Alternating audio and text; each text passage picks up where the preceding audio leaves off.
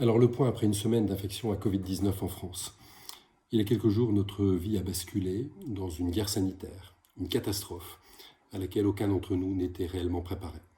Cette guerre a des conséquences très importantes. Nous voilà tous confinés avec des conséquences difficiles au quotidien. La peur de chacun d'entre nous est grande, la peur pour nos aînés, la peur pour nos parents, la peur pour nos amis, pour nos enfants, pour nous-mêmes également. Et puis, cette guerre sanitaire fait malheureusement ses premières victimes. Les chiffres publiés hier soir, le samedi 28 mars dernier, par le directeur général de la Santé font état de 40 000 patients testés positifs, de 18 000 hospitalisés, de 4 300 en réanimation et malheureusement déjà de 2 500 victimes. Et derrière cette guerre sanitaire majeure, on voit poindre une crise économique sans précédent, dont les premières conséquences se font déjà sentir alors que nous sommes très loin d'avoir atteint le pic de la vague qui nous submerge. Alors qu'en est-il du côté des professionnels de santé, des médecins, des infirmières, des aides-soignantes? Aujourd'hui, les soldats du feu sont en blouse blanche.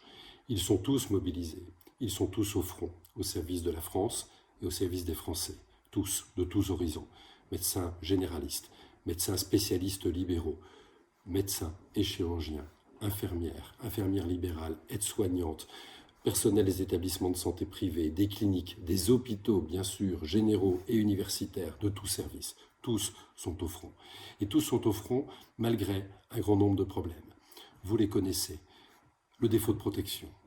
On envoie à la guerre des soldats à main nue. On envoie à la guerre des soldats dénués de protection, de masques, de lunettes, de surblouses en quantité suffisante. Et cela fait ses premières victimes de professionnels de santé, de médecins qui sont morts pour la France. Et puis, derrière cette problématique de défaut de protection, il y a cette problématique liée aux tests et à l'insuffisance des tests réalisés ou réalisables, faute de disposer de réactifs, faute de disposer de tests, faute de disposer d'écouvillons. Et on sait combien il est important de réaliser ces tests. Et puis enfin, on voit poindre depuis quelques jours une opposition dans certains territoires entre le secteur public hospitalier et les cliniques privées. Et on voit un secteur public hospitalier qui, à juste titre, se plaint d'être débordé de patients atteints de coronavirus, occupant un grand nombre de lits dans tout secteur et en particulier la réanimation, et parfois voir les cliniques privées voisines, tout aussi bien équipées, avoir encore largement de la place. Répartissons au mieux nos forces. Nous devons tous jouer notre rôle et ne pas subir les injonctions de tel ou tel ARS qui ne ferait pas appel à toutes les forces nécessaires en cette période de guerre. Et puis pour conclure, un mot sur la crise économique majeure qui touche les cabinets de médecins libéraux, mais de l'ensemble des professionnels de santé libéraux. Chez les médecins et chirurgiens, généralistes et spécialistes, la baisse d'activité est phénoménale. De plus de 75% pour nombre d'entre eux, de plus de 95% pour la plupart, en particulier en ce qui concerne les médecins spécialistes.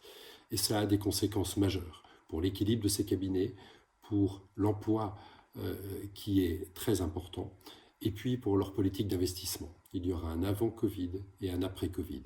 Et si après l'après-Covid, les cabinets médicaux libéraux ont subi des contraintes économiques majeures et une baisse majeure, ils auront peine à maintenir l'emploi comme ils l'avaient. Ils auront peine à maintenir leur politique d'investissement pourtant nécessaire à la qualité et à la performance des soins auxquels aspire à juste titre chacun des Français.